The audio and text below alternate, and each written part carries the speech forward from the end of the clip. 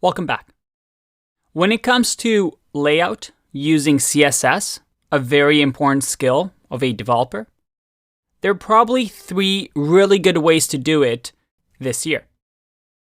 One is something that we've discussed, and that is Flexbox.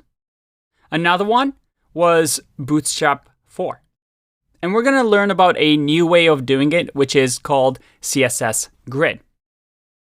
And if you go for a Google image search and type in something like CSS Flexbox versus Grid, you're going to get a lot of images explaining what the differences are, why you'd use one over the other. But I want to just preface the next couple of videos and let you know that there's no one versus the other, one that wins out over the other.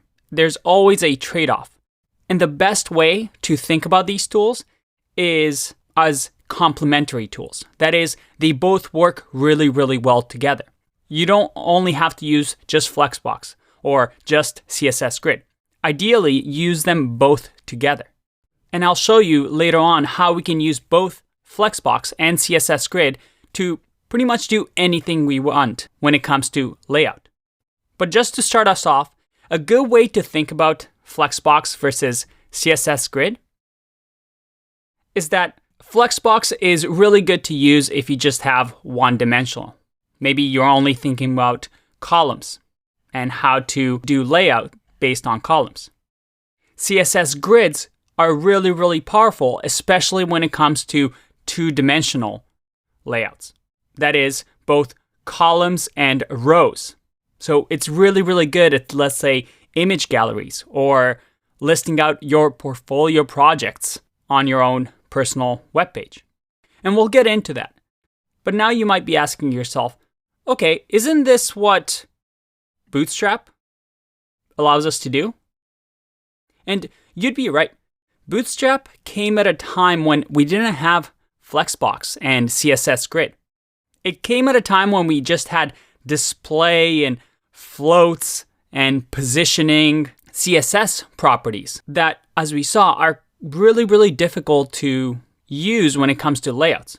And Bootstrap solved that problem. It gave us this grid system that we can use within Bootstrap to make really beautiful layouts. So that was really, really useful. But on your resume, if you say that you know Bootstrap 4, yeah, that's good, but it won't be that impressive to employers anymore, especially if you're going for a real developer job. Which is why I haven't focused too much on Bootstrap 4. Because I argue that everything that you can do in Bootstrap 4, although sometimes it's easy because it comes with their own pre-built components, you can do now using Flexbox and CSS Grid. And because being a good developer means not just learning one library that always changes, always evolves, it's learning the fundamentals. It's more important for us to learn Flexbox and CSS Grid because now, if we know these two, we can create any sort of layouts we want. One last thing. When it comes to CSS Grid, it's a new feature. Most web browsers have support for it, but we do see a few reds and older versions of browsers that do not support CSS Grid. When we look at Flexbox, it's a little bit better because it's older than CSS Grid. And we've learned all about this before, right? Each browser has their own implementation and any new feature has to be implemented individually.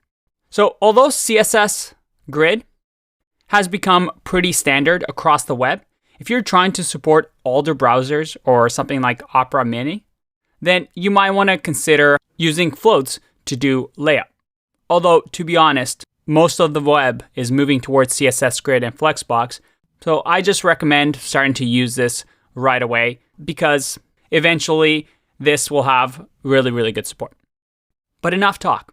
I think it's time for us to learn CSS grids to see what all the hype is about and start working on a fun little project.